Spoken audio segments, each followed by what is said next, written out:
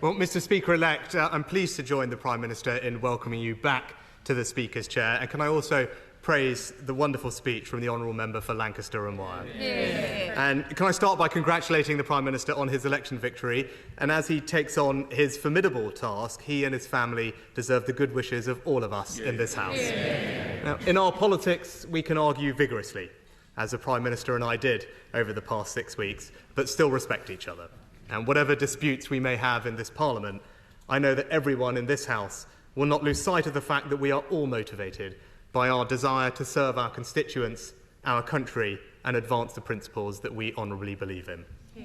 And to every member, new and old, let me welcome them to their places and congratulate them on their results. To be sent to this place by one's constituents is the greatest honour, privilege, and responsibility.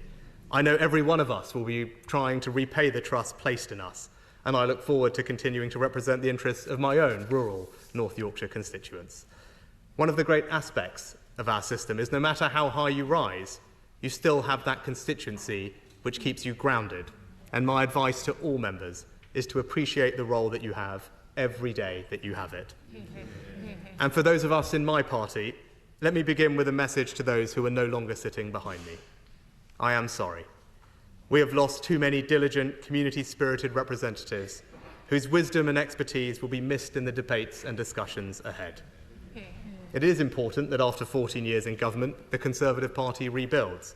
So now we will take up the crucial role of His Majesty's official opposition, professionally, effectively and humbly. And restoring trust begins by remembering that being here is an opportunity to do what those we serve expect of us. And in our case, that means holding the new government to account. Can I congratulate the Father of the House, the member for Gainsborough? My right honourable friend has given 41 years of remarkable, dedicated service to this House and his constituency.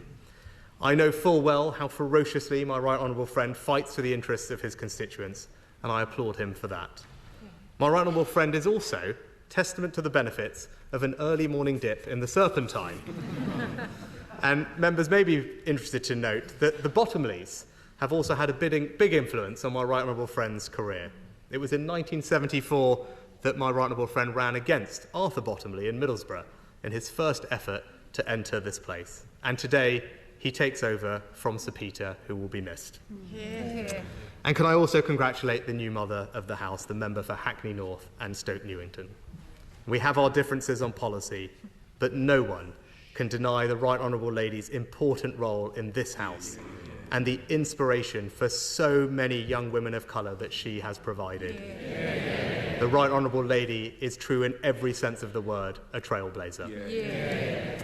And can I join with you, Mr. Speaker-elect, to thank House staff for their hard work in welcoming our new colleagues to this House and their service over the coming Parliament. And finally, may I congratulate you, Mr. Speaker-elect. When you first ascended to the Speaker's chair, you did so with a healthy majority, and that was testament to your wide appeal and the confidence in which this House places in you and your judgments. The last Conservative Prime Minister, the Right Honourable John Major, who spoke from these opposition benches, said about the role of the Speaker, "The job specification is pretty daunting. The patience of Job and the wisdom of Solomon are only the basic requirements. We demand also impartiality, independence and fairness." Well, Mr. Speaker-elect, you have shown over the past 4.5 years how to protect that careful balance. The last few years in this House have been at times difficult, and you, sir, have always brought this House together. That was clear when we lost our colleague, Sir David Amess. And I know your guidance and support for members then was greatly appreciated. It is a privilege to be in this House. Our democracy is powerful, and as we have witnessed, it can be definitive. But I know that this House will, true to its best traditions, hold the executive to account. And I know that Mr. Speaker-elect will facilitate that. So in conclusion, Mr. Speaker-elect, I have no doubt that we will face difficult days together in this place, but I also know that I speak for the whole House when I say that we will all welcome your leadership and guidance in the months and years ahead.